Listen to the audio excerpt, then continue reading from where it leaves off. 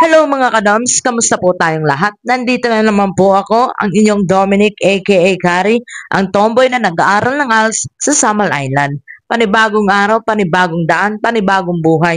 So samahan niyo po ako dahil marami tayong pupuntahan sa araw na ito. Nandito nga pala ako sa buhangin sa mga oras na ito dahil si Mama ay inutusan akong maghatid ng documents. Pauwi na nga pala ako sa mga oras na iyan at naipit lang ng traffic at habang nasa jeep ako ay bigla akong naalala na meron pala kaming lakad ni ate ngayon. Fast forward lang tayo mga kadoms at nandito na nga ako sa sasakyan ni ate. Kanina habang nasa bahay ako ay tinawagan ko na siya at tinanong ko siya kung matutuloy ba kami sa aming pupuntahan. At dahil wala naman siyang duty ngayon, kaya natuloy kami. Pupunta nga kami sa Chinatown or Yanggurin dito sa Davao City upang mag-canvas ng mga t-shirt. Ang plano ko po kasi kapag kaawaan ako ni God at kapag nagkapera na ako, ay dadagdagan ko ang aming paninda.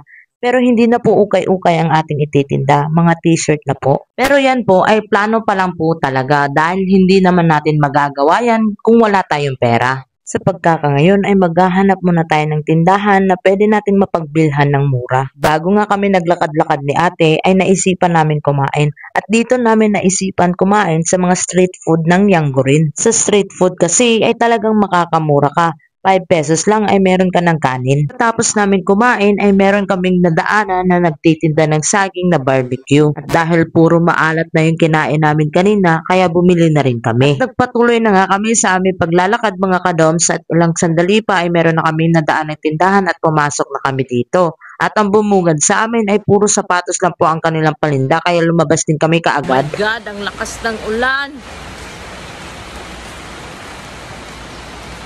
At sa paglabas namin mga kadoms doon sa tindahan na aming pinasukan ay ito ang bumungad sa amin. Ang lakas-lakas na pala ng ulan dito sa labas. Hindi namin naramdaman na umuulan na pala ng malakas dito sa labas habang nasa loob kami. 3 oras na pala kami naglalakad-lakad mga kadoms at naka-fast forward lang tayo kaya hindi ko na nabidyohan yung ibang ginagawa namin.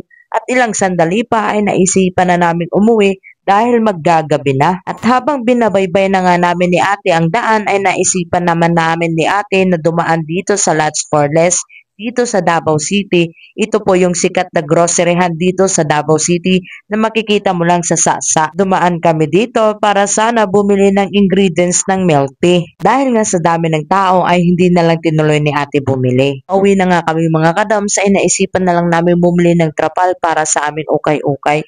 Bukas kasi ay magbubukas na kami ulit ng aming paninda. 3 meters nga lang ang haba na aming kinuha dahil magkakasya na ito doon sa paglalagyan namin ng atip. So, paano po mga kadoms? Yan lang po muna sa ngayon. Maraming salamat po. Bye! Mwah!